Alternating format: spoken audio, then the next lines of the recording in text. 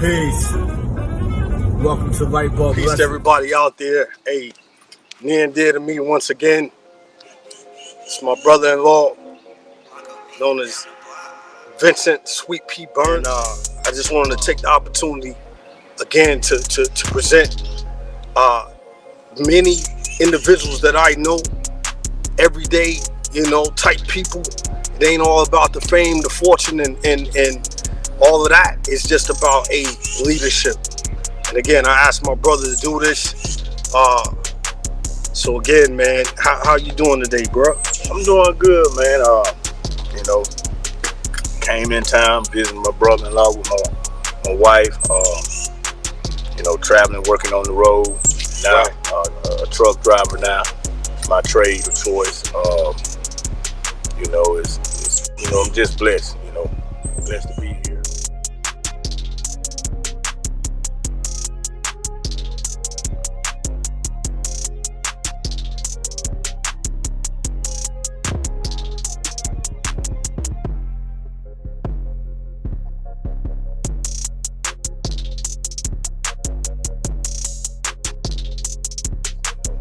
Blessed to be here.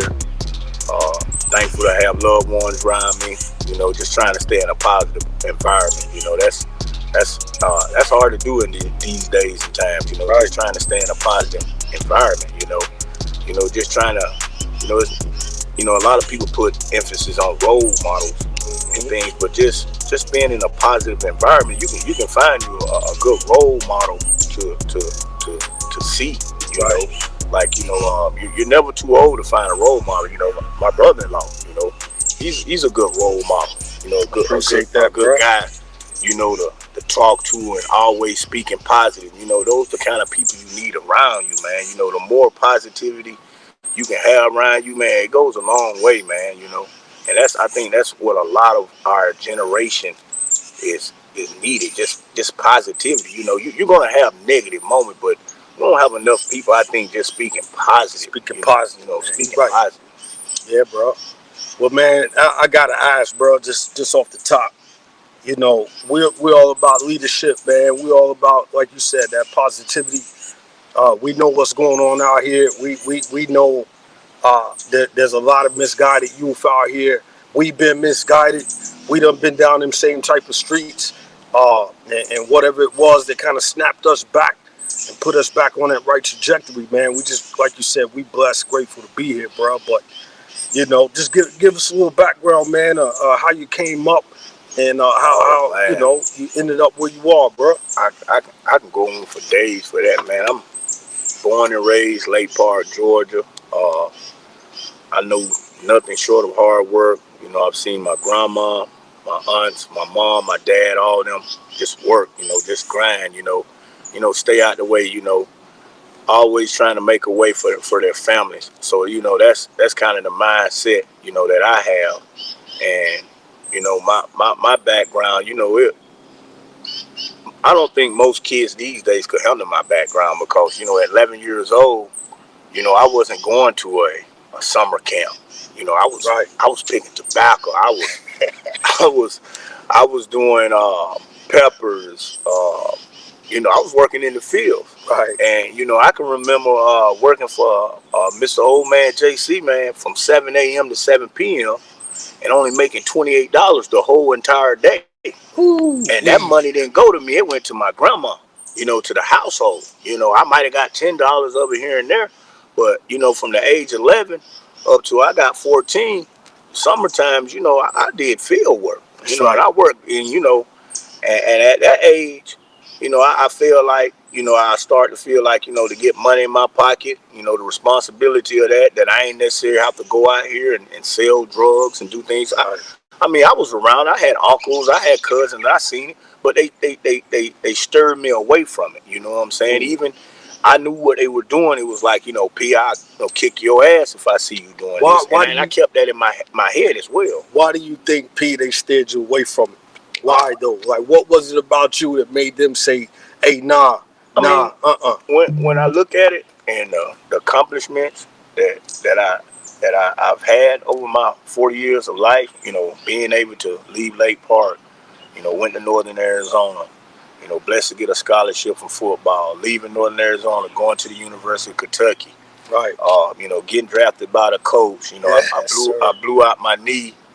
And you know, from that point on, even at that point, I didn't realize how blessed I was because I had worked so hard to get to the Colts, and being hurt and not being able to perform like I had previously done. Right. You know, a little depression set in, and that's normal with anybody real, when you get where you want to be in life and things don't go the way you want. And that's the one thing, you know, we have to realize.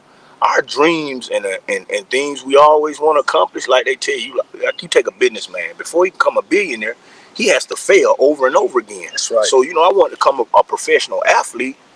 I didn't necessarily fail, but it was a stumbling block in my place. So that doesn't mean that I can't go on and do other great things in my life. That's right. You know, I look at one of the things, I would have never met your sister, you know, and I'm not just saying that because you're here, but I knew I wasn't because I was in a different mindset. That's right. So when you have those obstacles that come to you, you know, you have to reshift your mindset. Yeah, and sometimes reshifting might not be what you like, but it might be what God or whatever your higher power, whatever your believing is. And it might be the best for you, because at the rate I was going when I was at my highest, a college athlete, a pro athlete, you know, I got multiple kids from multiple women. You know, that's not a positive thing. You know, I can't, you know, people look at me because I played football and understanding that, and that's got me known.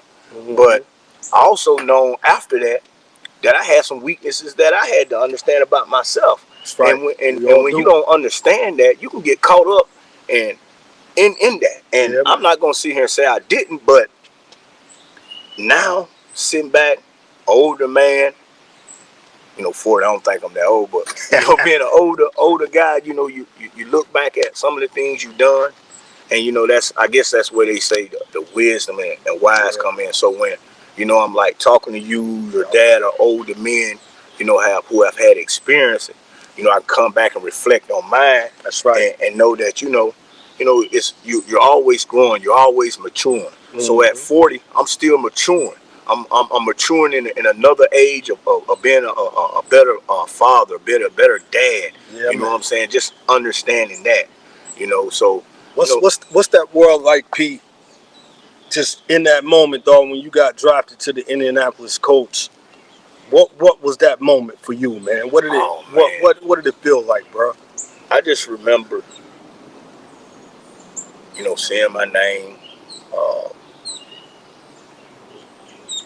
You know, I can see it just like it's yesterday because, dog. You know, because teach. I seen my name come across the screen, and I didn't think about me. I thought about my people. You know, I thought about, you know, my mom, my dad, and I understood, and I knew it wasn't enough money for my mom to retire, my dad to retire, because I was a 3rd round draft pick. I think it was like right under it was right under 500,000 signing bonus. I think my contract was about 1.4 million for 3 years. Man, and you know, you talking, okay, you that's still a lot of money to this day, regardless however you put it. No doubt. But you know, a young man not knowing financially what to do with that kind of money at that time, me or my family, because I mean, you talking about let me see, 23, 24-year-old young man coming from Lake Park, Georgia, who mom and dad never opened a bank account, you know, to him, you know, showing him what a checking book looked like. You know, that's a lot of things we didn't learn at that age. We weren't learning that. And, right, bro. You know, and now, you know, everything is digital, and, you know, that's good, and kids are learning about that. But those are the little things my age and a lot of us didn't learn. That's right. You know, those are a lot of things that. And that's probably 90% of the cats in the league at that time, though. So it ain't just you. That's 90% of the cats in the league.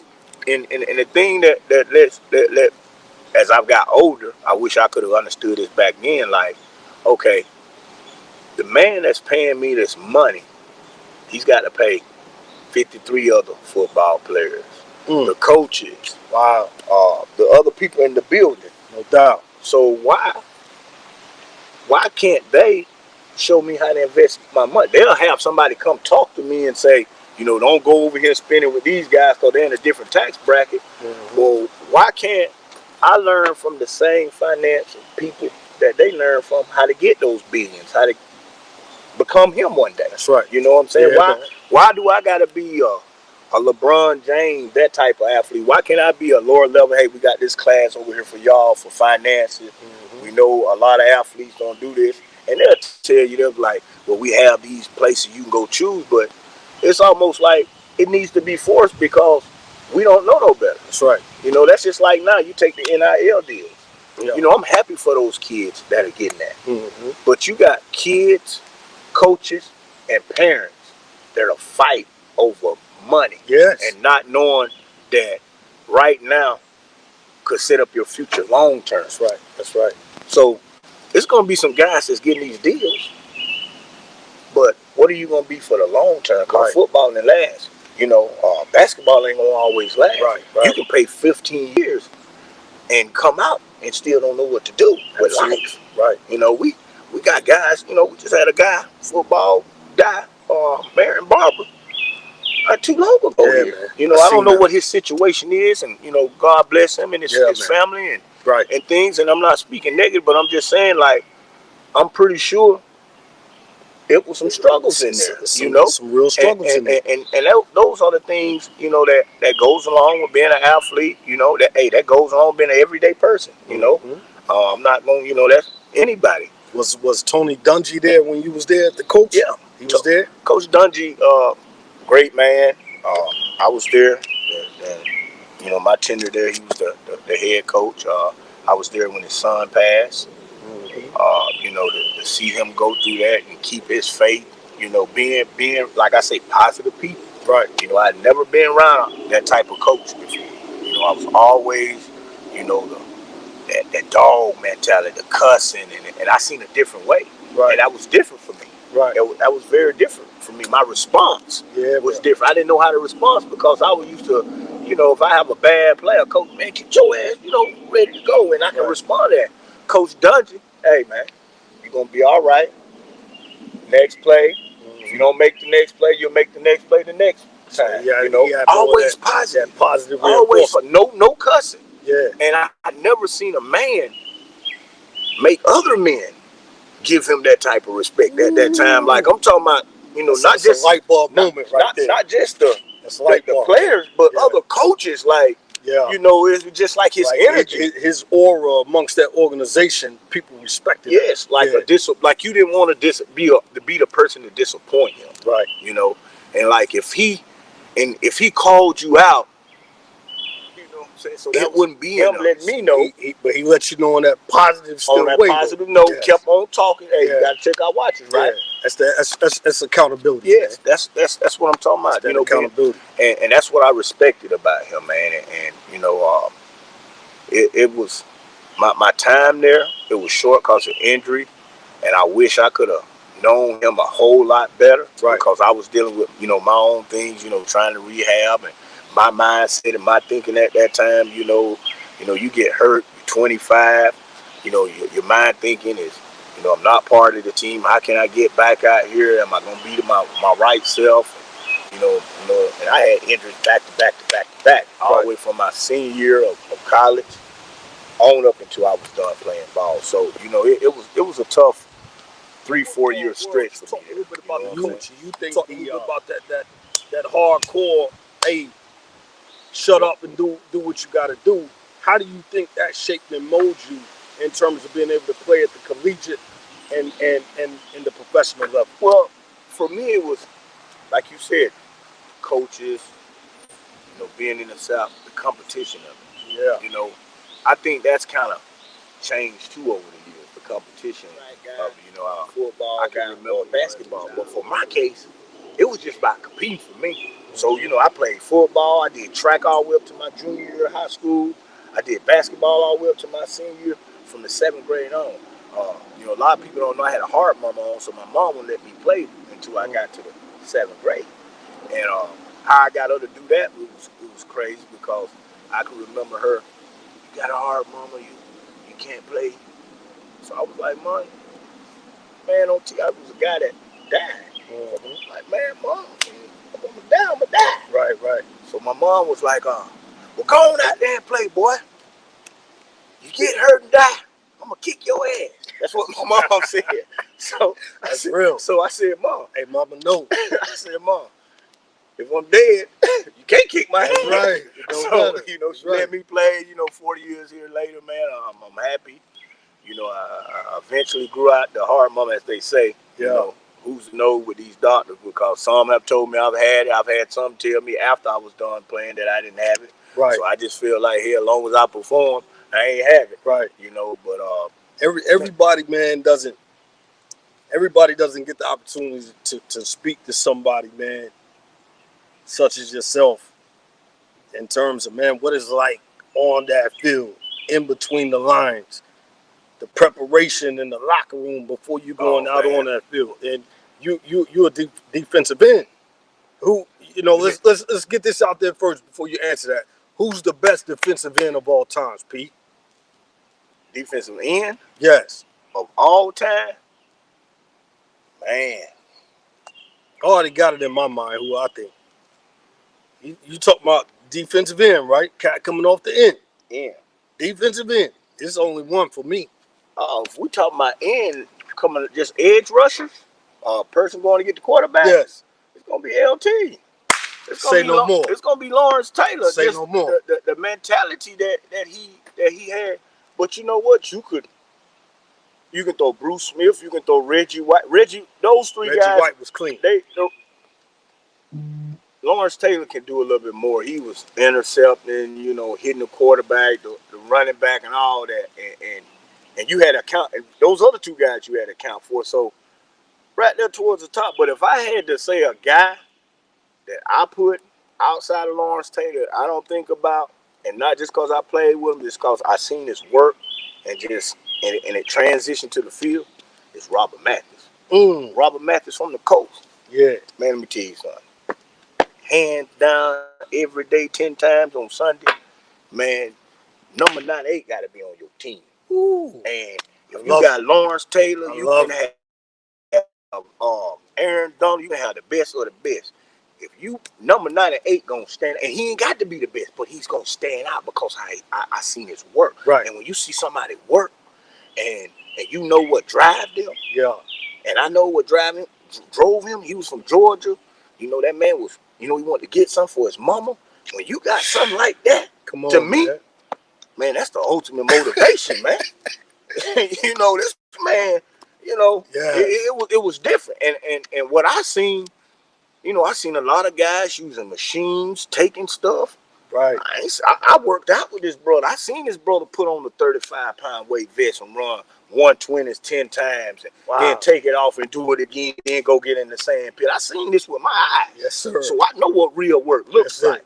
You know what I'm saying? So if they done a steroids test, and I would be totally shocked. And I think he had an incident up in there, but it was like some fertility thing that was going through with him and his wife. But from a man standpoint, hard work, get up, get the grind, man, hands down, Robert Mathis all day, every day. Okay. But LT is gonna be your starting point. Yeah, and then you can, you know, start. You cannot start. Not even defense. You cannot mention anything about defense or edge rushing without LT. You just can't. That's disrespectful to the game. That's right. To the game. That's right. So, for the young bucks out there, man, preparation wise, what is it, man? Like I can tell you all day what the mentality is for a Marine going, you know, combat training, all that good stuff. But what's that preparation for you, bro? Like what got you up and ready? Because you played in the SEC, dog, the best collegiate conference. Like I said, the positivity and your mindset. Okay. Well, my mindset was everybody's mindset is different. You know, I had, you know, going to the SEC, I was a young man. I already had a child. So my mindset was a little different. I didn't want to fail. Right. I didn't want to fail my people. I feel like if they had to worry about me not being eligible for class, I failed my people.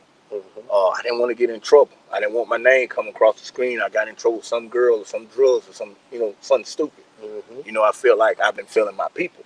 So at the same time, I had people was in your family. My family. That's right. You know, my dad, That's I right. carry his last name, Burns. That's right. And, you know, a lot of people don't look at that when they make those decisions. Right. Like, Right. that doesn't, if I go out here and on a violent crime spree, whatever it is, when they go do their investigation, they're going to go back and ask questions at the school or my parents and dig in their background and see what they hear. Well, right. How was this kid raised? How did this get here? Yeah, that's embarrassment. Yes, sir. And we don't look at that. So I didn't want to be embarrassment. My folks, that's what pushed me.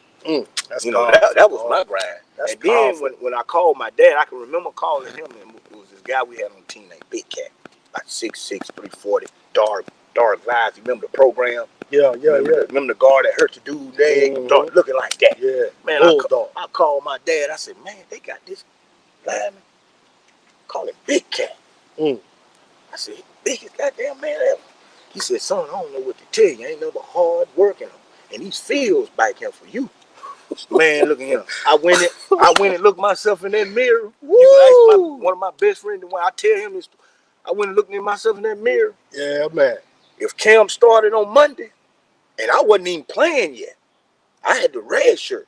If camp started on Monday, by Wednesday or Thursday, I had already done beat all the starting linemen for the year before that year, going into the next year. But by the time by the time the season had started, I was talking with the D coordinator about being the starting defensive end after Dennis Johnson left to go to the NFL. So I already knew the work that I had put in. I just had to keep progressing, getting that chance. And then I remember him asking me, he was like, Vincent, how do you feel about, are we still going to get the same job? Same guy? I said, you ain't got to worry about this job again. Absolutely. And I meant that. Hurt. It was time. My left ankle, right ankle swole. And my teammates would tell you, man, look here. I wasn't going back to Georgia. Let's put it like that. No doubt. You know what I'm saying? Let's put it like that. You know how some people say they'll die for this shit? Yeah. I wasn't going back to no field. I wasn't going back to eat no coon, no possum. I done been there before, That's bro. right, bro. I wasn't going back to that. I liked that $75 a week they gave us in that meal card. Yeah, you know what I'm saying? So that was my motivation. Right. I don't know what a lot of my other teammates' motivation was, but I wasn't going back to where I came from. And I'm not saying where I came from wasn't bad, because it molded me. And if I had a choice to go do it again, to mold me with the times and all up, hey, I'll take it over the bullshit that we go through. You know what I'm saying? So, hey, you look at it now, it don't seem that bad. That's right. It don't seem positivity, bro. Hey, for y'all out there looking, man, and we appreciate y'all, man. You know, this is how we do. You know, we down here in Georgia. We out here in the backyard. It's hot. Mosquitoes. You know, and my brother and my sister passing through. They on their way out to Arizona, handling some business. And man, this means so much to me. It means so much because, again, leadership, man. You know, and I see it's my brother. This man's married to my sister, and I've watched over the years, man, his work ethic, his dedication, his drive. You know, his passion, all those things, man, that we hope somebody out there can take from this, man. And like I said, this man's a professional athlete. This man has seen it all. And I'm just grateful, man. I'm grateful for you, P.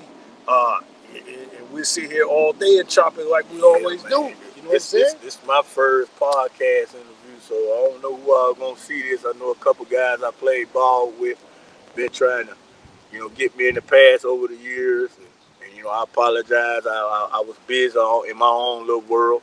But my brother-in-law, you know, I feel like, you know, him asking me and knowing the kind of man he is, not saying y'all ain't good brothers, because I know you are. Absolutely. But shout out to the fellas out there, man. I just feel like, you know, this was, you know, a great opportunity. He asked me last night, and, you know, I was like, well, hell, you know, what better opportunity not to chop it up with somebody I respect, you know, and look up to. And not, like I said, no disrespect to any of you guys out there, any of my friends that have asked me in the past and things, and but my brother-in-law, you know, he holds a special place with me. He don't know, I don't tell him that all the time. But he knows, though, you know, when we do chop it up, not just because I'm married to his sister, just because, you know, I know what type of man he is and what he represents, man. And I appreciate y'all having me on, bro. Yeah, dog. Hey, as always, I love you. Love you too, and, bro. Man, this is one of many. You know, we're going to keep chopping because, again, my goal is, hey, man, how we helping and inspiring, man.